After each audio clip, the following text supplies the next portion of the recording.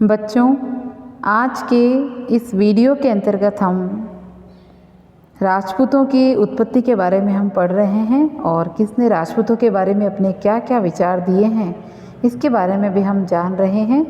इससे पूर्व हमने महाराणा मोकल तक जो है पढ़ लिया है कि महाराणा मोकल कौन है। अब आपको समझ में आ गया होगा कि महाराणा मोकल जो है वो महाराणा लाखा और हंसाबाई का पुत्र था, ठीक है। और 1421 में जब मोकल शासक बना तो अल्पायु का होने के कारण चुंडा ने उसका संरक्षण किया। और जब चुंडा को लगा कि मोकल की जो माता है हंसाबाई वो चुंडा पर संदेह कर रही है, तो फिर चुंडा जो है वो मेवाड़ छोड़कर कहाँ चला गया? मांडू चला गया। 1433 ईस्वी में मोकल की जिलवाड़ा में चाचा व मेरा ने महपा पंवार के साथ मिलकर मोकल की हत्या कर दी। इसके बाद हम अगला शासक जो हमारा है वो है महाराणा कुंभा। तो महाराणा कुंभा का जो कार्यकाल है वो आप देखिए, महाराणा कुंभा 1433 से 1468 ईस्वी तक का इनका समय रहा है। और इस बीच महाराणा कुंभा ने क्या क्या कार्य किए, कहाँ कहाँ किस किस प्रकार से अपने शासन को चलाया, उसके बारे में हम अध्ययन करेंगे। तो सबसे पहले देखिए, मोकल के बाद मोकल का जो पुत्र है महाराणा कुंभा, किसका पुत्र है? मोकल का। महाराणा कुंभा किसके पुत्र हैं? मोकल के। तो मोकल के पुत्र महाराणा कुंभा 1433 में ईस्वी में मेवाड़ का शासक बना और राठौड़ का मेवाड़ पर प्रभाव समाप्त कर उसे मेवाड़ी सामंतों का विश्वास अर्जित किया। कुंभा ने चित्तौड़ और कुंभलगढ़ दोनों को अपनी शक्ति का केंद्र बनाया। तो कुंभा की एक नज़र चित्तौड़ पर थी तो दूसरी नज़र कुंभलगढ़ पर थी। उसके बाद कुंभा ने सारंगपुर का युद्ध लड़ा, ठीक है। 1437 में गद्दी पर बैठते ही 1433 में कुंभा जो है वो गद्दी पर बैठा और उसके 4 साल बाद ही यानी 1437 में सारंगपुर का युद्ध कुंभा ने लड़ा। और ये लड़ा था कुंभा ने मालवा के राजा महमूद खिलजी के साथ। तो मालवा के शासक महमूद खिलजी और कुंभा के बीच में सारंगपुर का युद्ध हुआ 1437 में, और उसमें महमूद खिलजी को युद्ध में हराकर उसको बंदी बना लिया, ठीक है। फिर आगे देखिए, इस विजय के उपलक्ष्य में कुंभा ने जब ये सारंगपुर का युद्ध जीता तो कुंभा ने इस विजय के उपलक्ष्य में कीर्ति स्तंभ का निर्माण करवाया। नागौर के उत्तराधिकार को लेकर मेवाड़ व गुजरात में युद्ध हुआ जिसमें गुजरात की पराजय हुई। 1453 ईस्वी में कुंभा ने मारवाड़ से मंडोर छीन लिया, ठीक है। कुंभा ने मारवाड़ से मंडोर छीन लिया, परंतु बाद में संधि करके अपने पुत्र, कुंभा के पुत्र का नाम है रायमल, तो कुंभा ने अपने पुत्र रायमल का विवाह मारवाड़ की राजकुमारी से कर दिया और उन्हें वापस लौटा दिया, ठीक है। मारवाड़ से मंडोर छीना था, फिर अपने पुत्र रायमल की शादी मारवाड़ की राजकुमारी से करवा दी। इस प्रकार उसने अपने संबंध स्थापित किए। फिर आगे देखिए, 3 साल बाद यानी 1456 का समय है। 1456 ईस्वी में मालवा के महमूद खिलजी और गुजरात के कुतुबुद्दीन के बीच चांपानेर की संधि हुई। तो संधि का नाम क्या है? चांपानेर की संधि, ठीक है। किसके बीच में हुई? मालवा के महमूद खिलजी और गुजरात के कुतुबुद्दीन। मालवा के महमूद खिलजी व गुजरात के कुतुबुद्दीन के बीच चांपानेर की संधि हुई। और इस संधि में ये तय किया गया कि दोनों शासक मिलकर कुंभा पर आक्रमण करेंगे। कौन कौन? महमूद खिलजी मालवा का शासक और गुजरात का कुतुबुद्दीन, दोनों ने मिलकर संधि कर ली और दोनों ने डिसाइड किया दोनों मिलकर कुंभा पर आक्रमण करेंगे और उसे हराकर उसके राज्य को आपस में बांट लेंगे। तो ये चांपानेर की संधि हुई थी। 1457 और 58 ईस्वी में मालवा और गुजरात के शासकों ने मेवाड़ पर आक्रमण किया, मगर कुंभा की कूटनीति से दोनों यानी कि महमूद खिलजी और कुतुबुद्दीन के बीच में मतभेद हो गया और इस रूप में विशेष रूप से सफलता ये दोनों नहीं कर पाए। ये कुंभा की कूटनीति का परिचय है। ऐसा माना जाता है कि कुंभा ने, बहुत इंपॉर्टेंट है, अब तक जो है कुल 32 दुर्गों का निर्माण करवाया। कितने दुर्गों का? 32 दुर्गों का निर्माण कराया, जिसमें सिरोही का किला, अचलगढ़ का किला, कुंभलगढ़ का किला, ठीक है, ये प्रसिद्ध है। फिर उसके बाद कविराज श्यामल दास की किताब है वीर विनोद। तो कविराज श्यामल दास भी कुंभा को मेवाड़ के 84 में से 32 इनका कहना है कि मेवाड़ के 84 किलों में से 32 किले जो हैं वो कुंभा ने बनवाए हैं। ठीक है, 84 किलों में से 32 किले कुंभा के द्वारा बनाए गए हैं, ऐसा कवि राजा श्यामल दास ने बताया। कुंभलगढ़ का दुर्ग अपने विशेष भौगोलिक स्थिति व बनावट के कारण प्रसिद्ध है। ठीक है, इसके कुंभलगढ़ का किला जो है, इसका शिल्पी कौन है, इसको बनाने वाला वास्तुकार कौन है, मंडन। कुंभा ने चित्तौड़ में कुंभ स्वामी और श्रृंगार चौरी का मंदिर और एकलिंग जी का विष्णु मंदिर बनवाया। ठीक है, चित्तौड़ में कुंभ स्वामी मंदिर तथा श्रृंगार चौरी का मंदिर, एकलिंग जी का विष्णु मंदिर और रणकपुर का मंदिर, ये सब कुंभा ने बनवाए और अपनी विशालता और तक्षण कला के कारण ये अद्भुत हैं। कुंभा की विशेषताएं देख लीजिए। कुंभा जो था वो एक विद्वान था, विद्या का अनुरागी शासक था। ठीक है, उसके अलावा कान्हा व्यास द्वारा रचित एकलिंग महात्म्य, कान्हा व्यास के द्वारा लिखा हुआ है एकलिंग महात्म्य, उससे ये पता चलता है कि कुंभा जो है वो वेदों का, स्मृति, मीमांसा, उपनिषद, व्याकरण, ठीक है, और राजनीति में रुचि रखता था। उसके अलावा संगीत, मीमांसा और सूढ़ प्रबंध भी कुंभा के द्वारा रचित थे। ऐसा माना जाता है कि कुंभा ने चंडी शतक की व्याख्या की थी। किसकी? कुंभा ने चंडी शतक की व्याख्या की। साथ ही गीत गोविंद और संगीत रचनाकार पर टीका लिखी थी।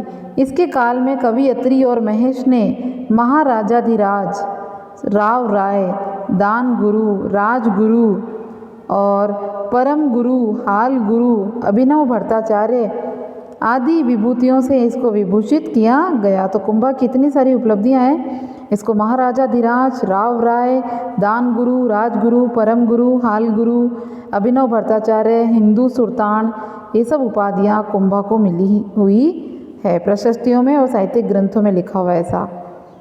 ठीक है, गीत गोविंद, संगीत रत्नाकार पर कुंभा ने और चंडी शतक की व्याख्या कुंभा ने लिखी, टीका लिखी। ठीक है, कीर्ति स्तंभ प्रशस्ति जो है वो कवि अत्रि और महेश ने कीर्ति स्तंभ प्रशस्ति भी लिखी। फिर देखिए, कुंभा निसंदेह प्रतापी शासक था, किंतु उसका अंतिम समय कष्टमय रहा।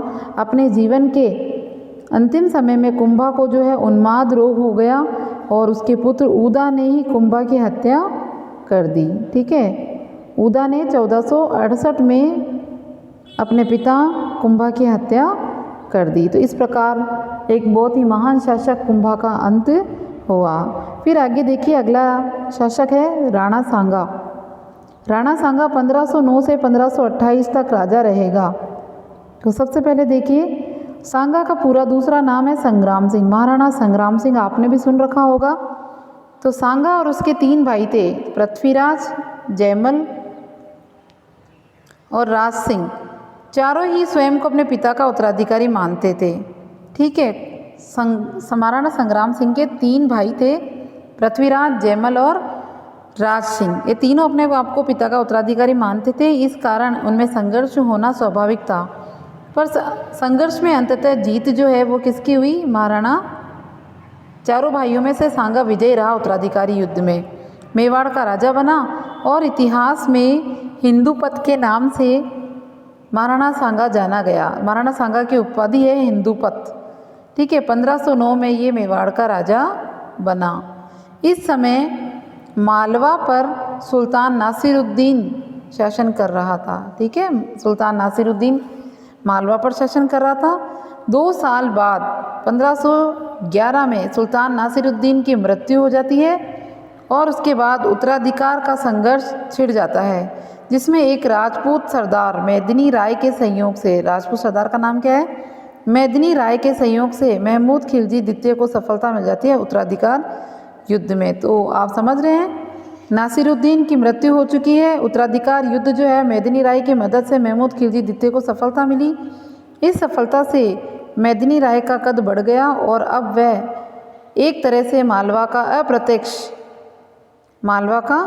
अप्रत्यक्ष जो है शासक बन गया।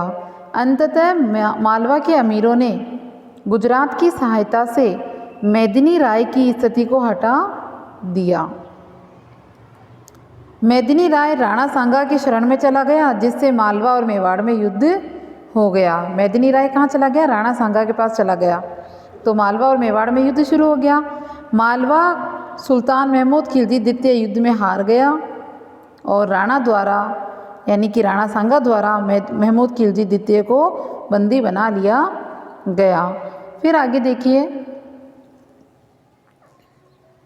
ईडर के उत्तराधिकार का प्रश्न, नागौर पर अपना प्रभाव स्थापित करने का प्रयास और मालवा को संयोग आदि ऐसे मसले थे जिनको लेकर सांगा व गुजरात के सुल्तान मुजफ्फर के बीच में संघर्ष हुआ, पर अंतिम रूप से सफलता किसी पक्ष को नहीं मिली।